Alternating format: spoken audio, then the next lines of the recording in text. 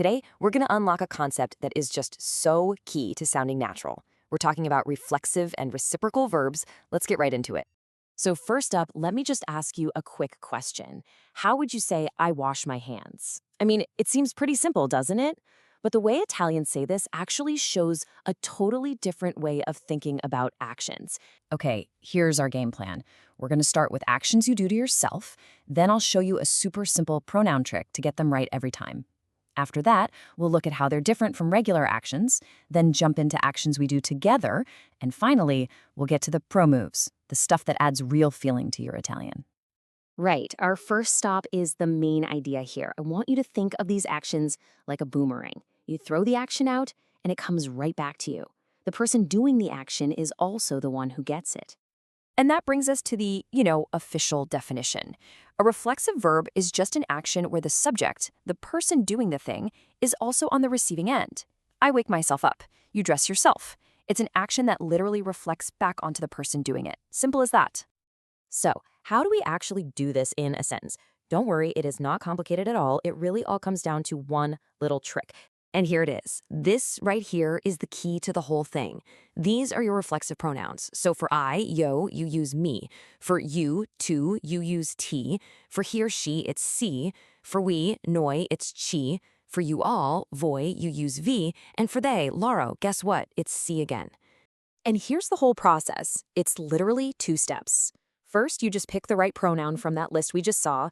Second, you just conjugate the verb like you always do. That's it. Nothing more to it. Pronoun, then the verb. So let's go all the way back to that first question. I wash my hands. The subject is I, right? So the pronoun is me. The verb to wash is lavare, and for I, that becomes lavo. Put them together, mi lavo le mani. You see, the action of washing comes right back to me. It's reflexive. Okay, so now that you've got the how, let's talk about the when. This is so important. When do you use one of these verbs instead of a regular one? All you have to do is ask one simple question. Who or what is getting the action? Just look at this. On the left, lui lava la sua auto. He washes his car. The action goes outward, to the car. The car is getting washed. But on the right, lei si lava le mani. She washes her hands. The action reflects back onto her. She's the one receiving the action. That tiny little word, si, changes everything. Here is another perfect example. Lui fa il bagno al cane. He gives the dog a bath. The action is for the dog, but lei si fa il bagno. She gives a bath to herself. She's taking a bath. That action, boomerang, comes right back to her. And you'll find these things everywhere, especially when you talk about your daily routine. You'd say, mi sveglio, I wake myself up. Mi vesto, I dress myself. Mi preparo, I get myself ready. Even having fun is reflexive. When you say, noi ci divertiamo, you're literally saying we entertain ourselves. How cool is that? Okay, let's build on this. We've totally mastered the boomerang, right? The action comes back to one person. So now, let's play a little game of catch, where the action goes back and forth between people. This is where reciprocal verbs come into play. So, a reciprocal verb is all about a shared mutual action. It's something people do to each other. And because it's shared, here's the big rule, it is always used with a plural subject. We, you all, or they. I mean, it makes sense, right? You can't really do something to each other all by yourself.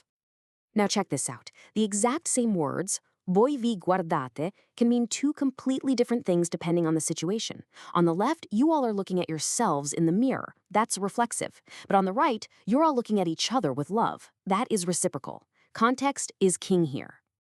And you see these verbs all the time when talking about relationships.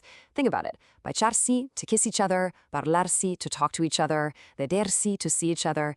They're all actions that, by their very nature, need more than one person involved. All right, you've got the fundamentals down cold. Now for the really fun part. Let's see how native speakers use these little pronouns to add a bit of personal feeling, or pleasure, or just some emphasis, even with verbs that you wouldn't think are reflexive. Take this phrase. We know that I drink coffee is simply bevo il caffè. So what on earth is that me doing in there? Mi bevo il caffè. What could that possibly mean? I drink myself the coffee? That sounds weird.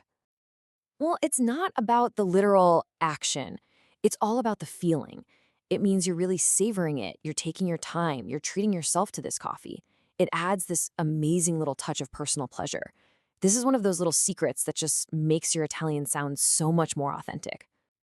Okay, one last piece of grammar, and I promise this one's super flexible. What happens when you use these verbs with words like must, dovere, can, potere, or want, volere?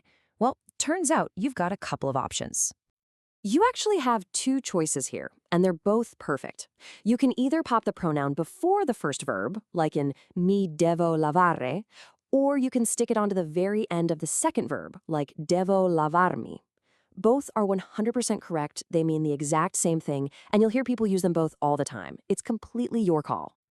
So there you have it.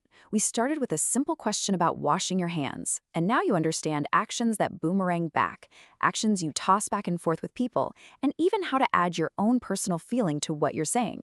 The secret's out. So I'll leave you with this question. Think about your day so far. Waking up, getting dressed, maybe enjoying that coffee.